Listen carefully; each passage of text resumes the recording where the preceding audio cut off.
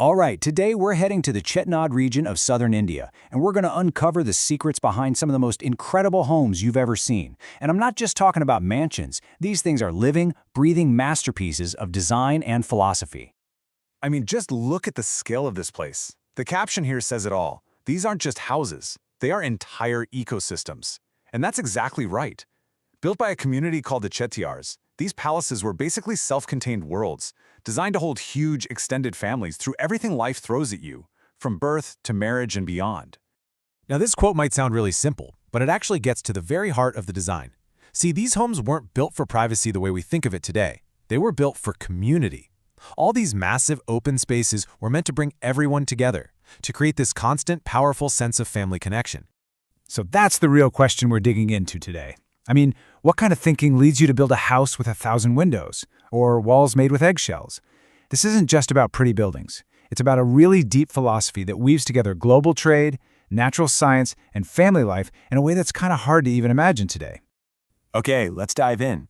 To really get this, we've got to understand the people and the history behind these incredible structures.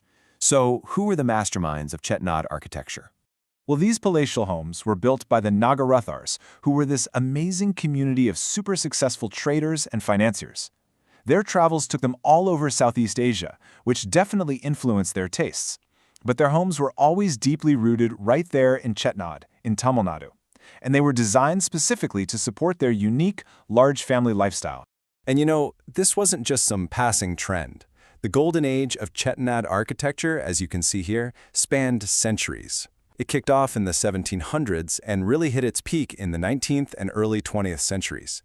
So we're talking about a long, sustained period of innovation that left a legacy we're still studying today. It's pretty amazing. So now, let's actually take a virtual tour to see how all these principles worked in the real world. A traditional Chettinad house isn't just a jumble of rooms, it's a carefully planned journey. It's like a machine that's been perfectly designed for living. And every single house follows this really clear, logical flow. You start at the mugu, which is the reception area. Then you move into the heart of the house, the valavu, this amazing open-to-the-sky courtyard. From there, it's on to the dining and kitchen areas, and finally out to the garden in the back.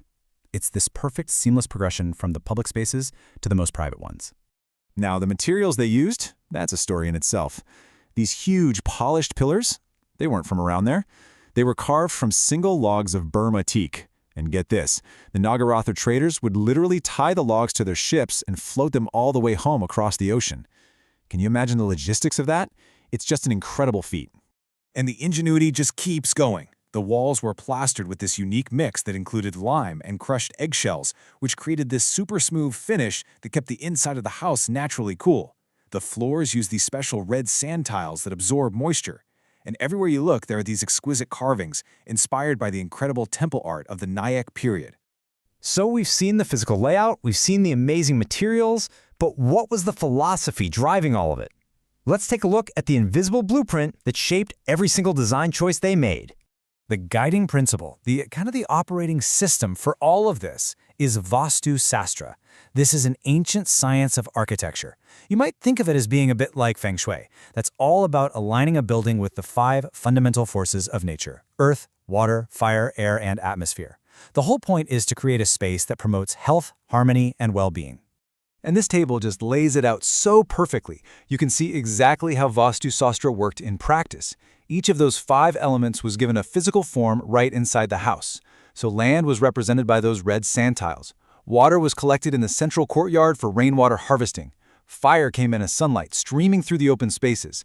Air flowed freely for natural ventilation, keeping everything cool. And finally, that open courtyard connected the entire home to the atmosphere, the sky, the moon, and the stars. It's brilliant.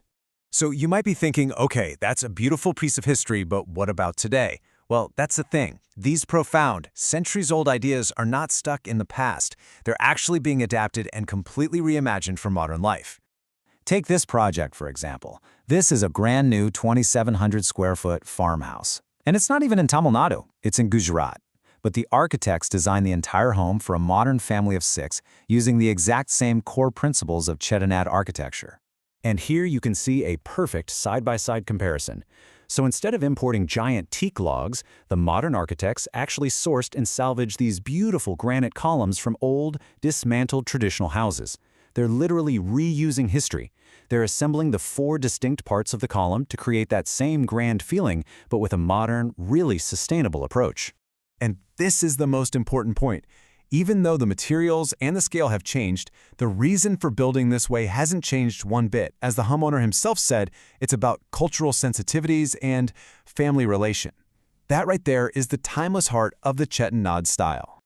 Okay, let's just zoom out for a second and recap the enduring wisdom of this incredible architectural tradition. What are the big ideas we can really take away from all this? Well, the core tenets are pretty clear.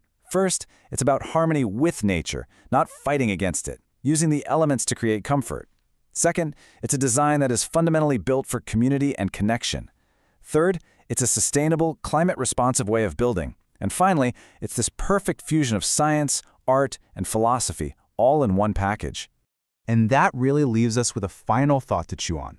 In an age where so many of us live in air-conditioned boxes and we're seeing growing social isolation, what can these intelligent, connected, and sustainable living machines from the past teach us about how we design our communities, our families, and our own homes for the future?